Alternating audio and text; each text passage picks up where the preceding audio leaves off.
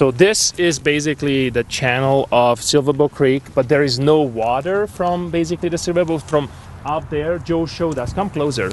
Joe showed us that map where actually we know that the Silverbow Creek originally came through the Yankee Doodle tailings and came through where the today's pit is and kind of just came down and curved down to this area.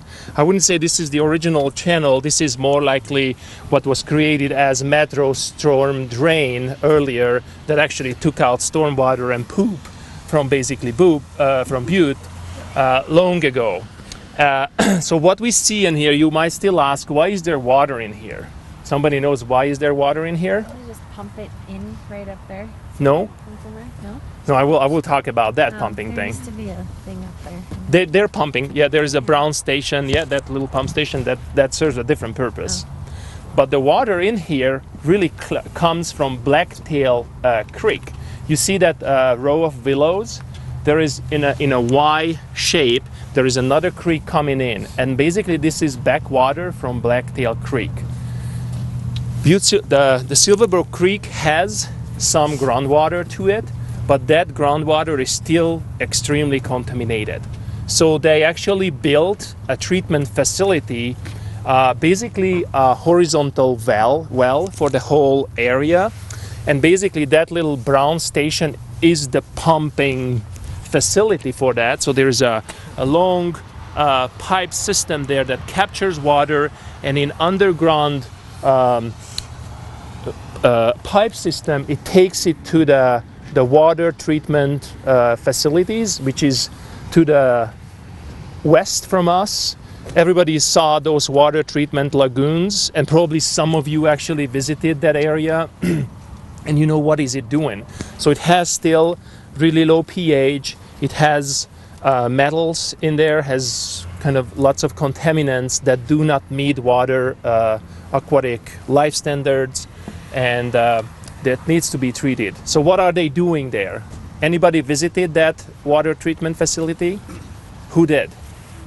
Garrett, you did. Yeah, that was, well, isn't that more of like a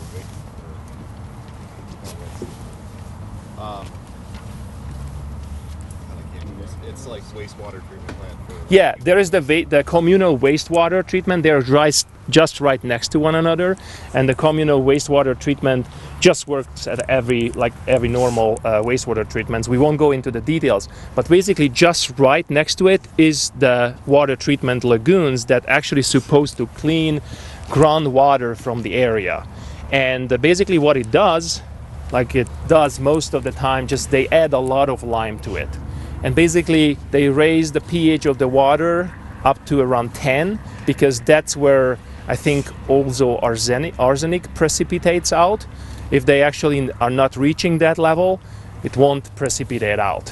And then they have a series of ponds, and basically there is a certain amount of time that the water needs to stay in there, and in one place it stays like 5 days, the next one it's 3 days. I'm not quite sure. We should actually visit that area too. Really interesting. But basically there's no water basically that could be functioned as Silverbow Creek. So they renamed that after it was for a good couple of decades called Metro Storm Drain. So now it's again Silverbow Creek. And you know about Restore Our Creek Coalition. I talked about it, you know, a really good indirect driver for restoration. There's a public movement, and basically what they want a free-flowing stream here again that is a meandering stream, and it has marshlands and it has a lot of things to it, but the most important source is missing, which is the water from it. Joe told us that the water of the Berkeley pit needs to be treated, and they will need to treat 7 million gallons of water every day to not go over that critical water level. So out of that water, the mine MR will recycle. It will be treated and it will be recycled. So a couple of million gallons theoretically could be coming down here and could serve as a water source for Silverbow Creek. But so far this is not resolved.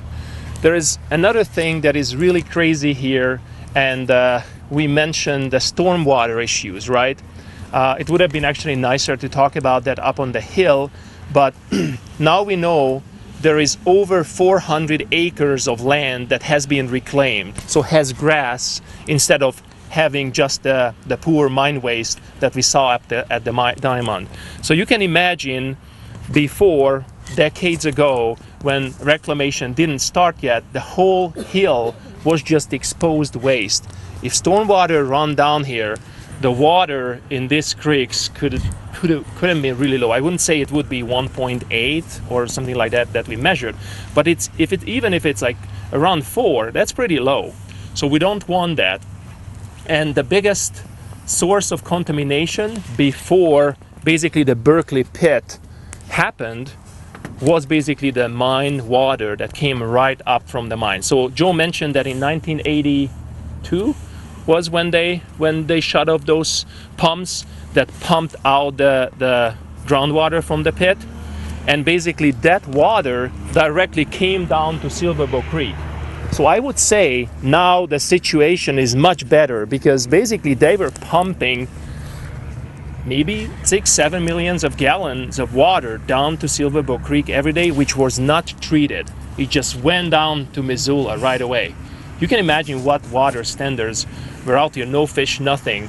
We know people. I didn't grow up here, as you know and as you hear, but I learn about people, and I'm really just trying to gather all this information. So Pat Cunene told us last year a lot. He was here, a Butte kid, and this creek was completely dead. There was water running in it, but it was red and yellow, all kinds of colors of the rainbow was happening, but not even a tadpole, whatever.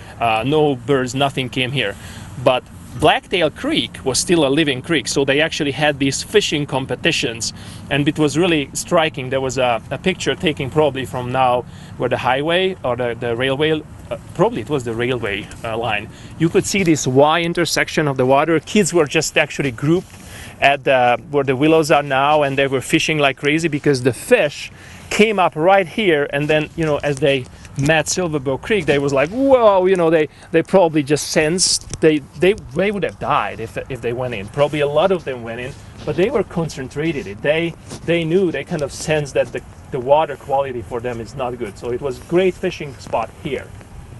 Today, you know, as it goes on, Blacktail Creek and Silverbow Creek joins, and it goes through the slag walls.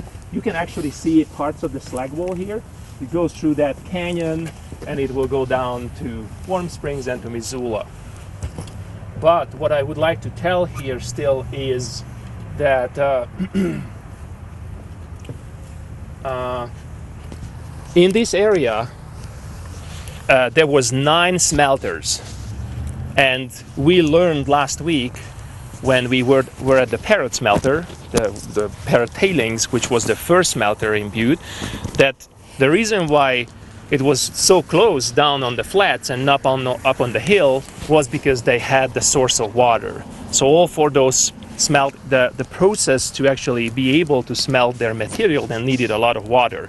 So basically Silverbow Creek was a great water source, but it was a great sewage for them too, because they right away could actually flow the whole thing down to miles and miles and miles. So down here everything was crazy. Deep tailings all over the place, no life on it. I will show you a picture when we actually arrived to the next station, to the Whiskey Gulch area. It was just these white and yellowish tailings, and that's it. So they started, after Superfund came in being in 1983, they started the process. So first of all, they needed to figure out, so Superfund is law and science put together. There is a lot of negotiations that need to happen, and they needed to figure out first off what rules, what laws should rule the cleanup. They call these rules that they adopt ARRs, which means applicable and relevant adopted rules. I'm not quite sure of that end, but they're called errors anyways. And they actually set up certain standards for the cleanup, you know, how much waste that needs to be cleaned up. And that whole thing in the end will be put down in a document which is called the ROD, Record of Decision, that will govern. Everything needs to be put down in the ROD. And if you can download it, it's a PDF format. It's like really thick. There is a ROD for this operable unit. There's a ROD for the next operable unit. There's a lot of operable units down up till Missoula, and they all have their own regulations. And all they say basically is not just what they did up on the hill, but more than that, they need to actually put back almost what it was lost here. Okay, I'm thinking what I should still say. What time is it? 10:30. 10:30. So what I think we will do, I think we will walk over to those slag walls. I don't think it will be worth to jump into the buses, because it's just there. It's like 2 miles of a walk from here and back, so it's nothing.